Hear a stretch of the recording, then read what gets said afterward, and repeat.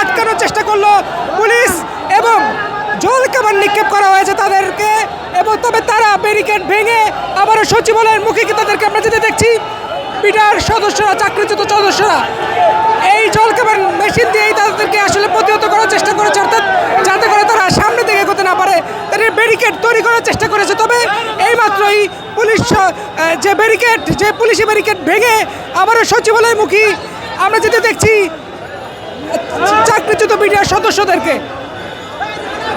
বিভিন্ন দাবি নিয়ে চাকরিচ্যুত বিডিআররা তারা সচিবালয়মুখী যাচ্ছিলেন, তবে সেই মুহূর্তেই ঠিক যখনই হাইকোর্টের এখানে আসে তখনই এই ঠিক হাইকোর্টের মুখেই পুলিশ একটি ব্যারিকেড তৈরি করে এবং জলকামান নিয়ে তারা প্রস্তুত থাকে।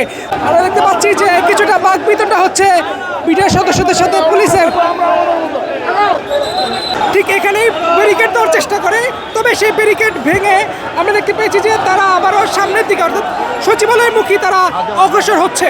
আমরা ঠিক কিছুক্ষণ আগেই ঠিক সেখানে জলকামান নিক্ষেপ করা হয় সেখানে, এবং পুলিশ সেখানে ব্যারিকেড তৈরি করে, তবে সেই ব্যারিকেড ভেঙে আমরা দেখতে পাচ্ছি আবারও সচিবালয়ের মুখে এই চাকরিচ্যুত বিডিআর সদস্যরা তারা কিন্তু অগ্রসর হচ্ছেন।